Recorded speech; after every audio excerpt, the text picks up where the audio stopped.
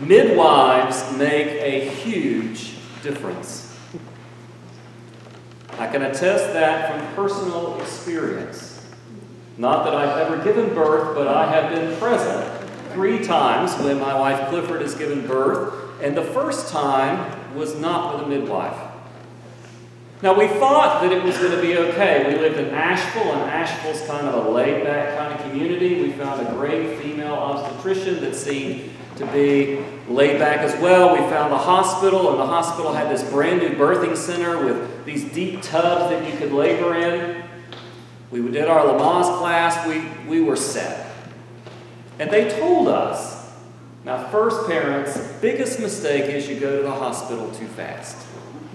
So when you start labor, don't rush. So we took them at their word. Clifford's water broke, and she was wearing the only comfortable pair of pants she had, so she said, why don't I sit up here and start calling the family, and you go downstairs and wash this outfit and dry it, and then I'll put it on before we go to the hospital. Sounded like a great plan. So about an hour later, I brought up the clean clothes, she put them on, and we headed to the hospital. And we were met by an 85-year-old male volunteer who looked absolutely frantic. Where have you been? She got in the chair and he literally ran to the elevator. I thought he was either going to have a heart attack or a stroke. He got in the elevator, and the only thing he said to us, looking at Clifford, is, don't you dare have this baby in this elevator. We get up to the floor, and there aren't a lot of people there, and they wanted us to come to a room closer to the nurse's station, but that didn't have the deep laboring tubs. And we're like, no, we did the tour. We made the reservation. We want the nice tubs. So they put us down with the nice tubs, and Clifford was getting ready to get in the tub to labor. And this nurse came in and she said, oh, no, dearie, you can't get in the tub. Lay on your back on this bed right here. She put the fetal monitor on her. She says, lay still for 30 minutes. Well, on her back was the most painful position Clifford could be, and I already knew that. And so Clifford's writhing in pain, like, what in the world's going on? This is not what I expected. Then finally, that was taken off, and she was allowed to get in the tub. And at that point, we were alone for quite some time. A nurse kind of came through, and I had already paid enough attention in Lamaze class to know that Clifford was exhibiting the signs that this baby was about to come, and I said, you need to check her. She looked at me like, first-time father. No, she can't be ready. Would you just humor me? Check her. So she checked her, and the baby was crowning. She said, oh, the baby is coming. I was like, yes.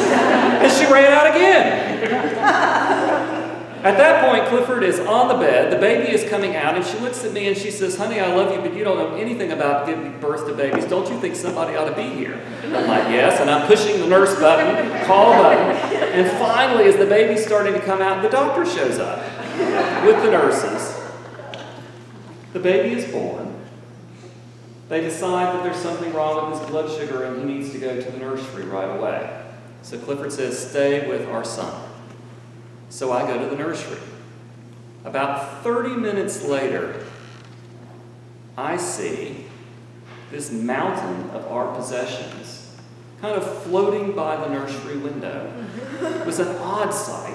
So I looked closer, and what I discovered upon closer look is that Clifford was sitting in a wheelchair, and they had piled all of her possessions on top of her body. And all I could see as this mountain of possessions was going by was Clifford going, and I knew things were not good. I found out later that the half hour between the time I had gone and seen this floating mountain of possessions, they had left her in a dark room all alone, which for an extrovert is a fate worse than death. So when we had our second, we said it's going to have to be different.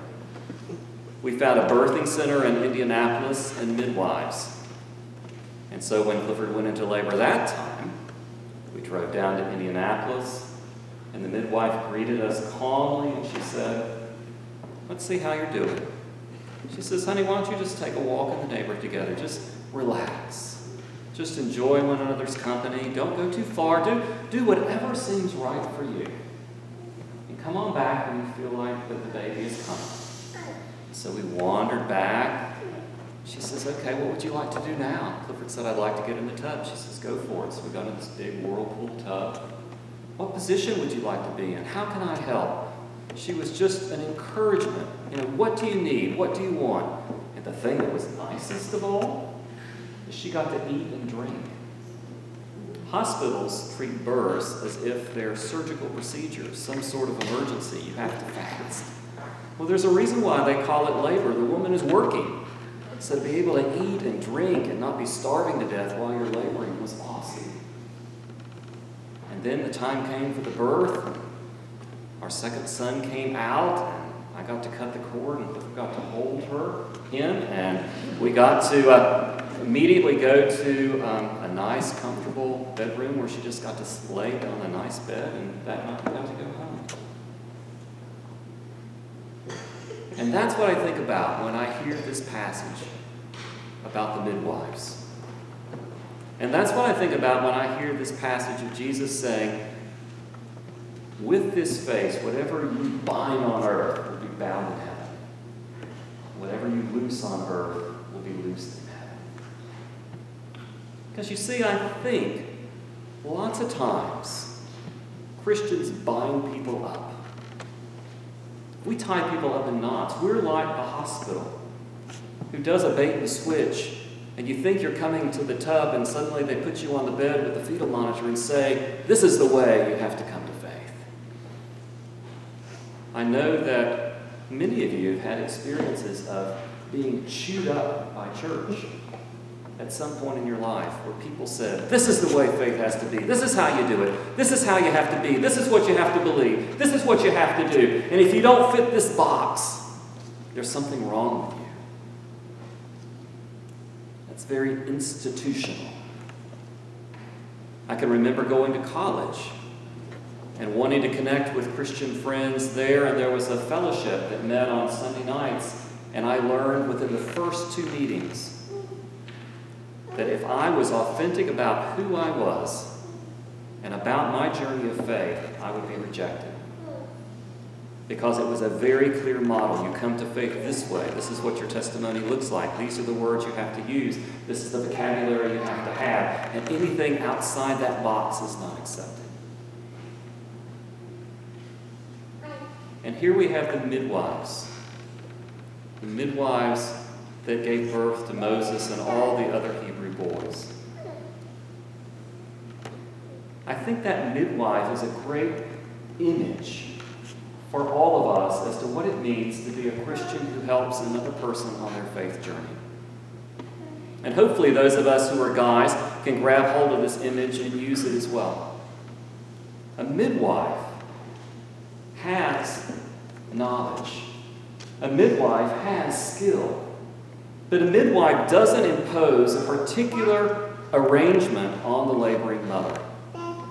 The midwife knows all the options, knows that there are 1,000 different varieties, and knows that every person's labor is going to be unique.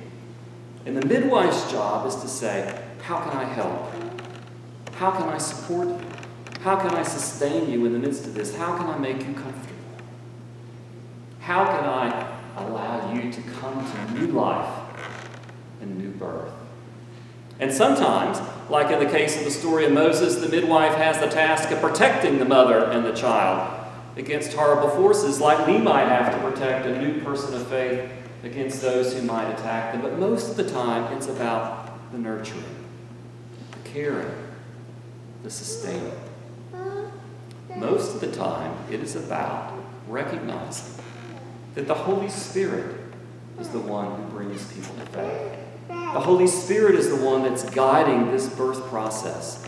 And if you and I are fortunate enough to be with a person in community, sharing faith with them, that it isn't our responsibility to impose our values, our faith, our experience and pattern on them, but rather be attuned enough to the Spirit and to our own life experiences and others that we can be help, be comfort, be a sustaining midwife. Now, we were serving in a parish in Indiana years ago, It was a parish a lot like St. John's that was warm and welcoming and had lots of different people on spiritual journeys and lots of people who had come from different backgrounds. And we had this one woman who had been kind of circling the outer fringes of our community for a long time. And she had come to an event here, an event there, what I call kind of sticking your toe in the water and then leaving, and coming back and trying this and leaving. But you know, it's a scary thing sometimes to come to a new church, particularly if you've been chewed up by people who aren't midwives. So finally she came one day to church. I was actually shocked. She actually walked through the door and came for a service, and I was so excited, but I couldn't believe she had gotten to this point. And then I thought, oh my, because she sat near Hazel. Now Hazel had been raised in a very traditional, boxy kind of church and had found her way to the Episcopal Church. And it wasn't that Hazel was a bad person, but you know, you just wonder what's going to happen. So after the service was over, Hazel did exactly the right thing. She came up and she said, "We are so glad you're here.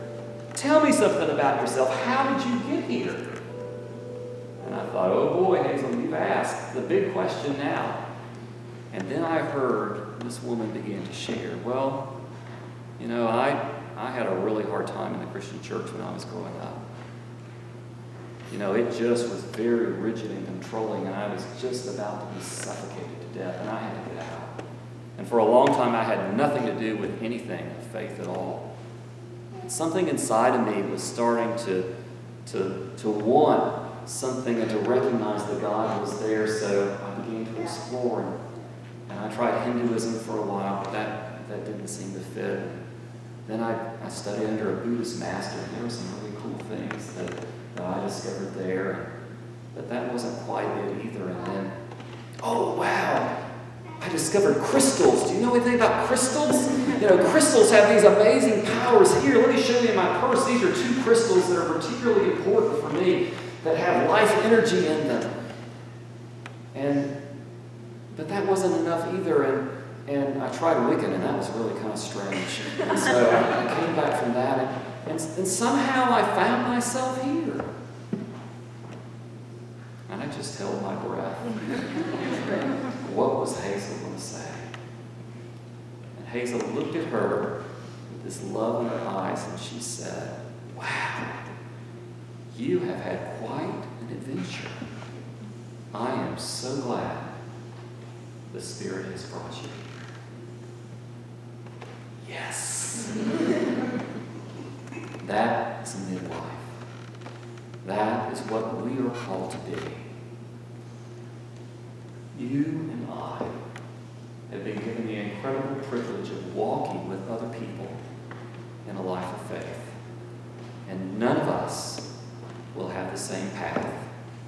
None of our journeys will be identical. They'll have lots of overlap. May God give us the grace. God give us the power.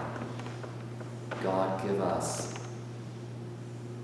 the empowerment to be midwives, to let people go, to untie the burdens, and to let them discover the God who wants them truly to be free. And by the way, Claire, our third one, was a whole nother adventure.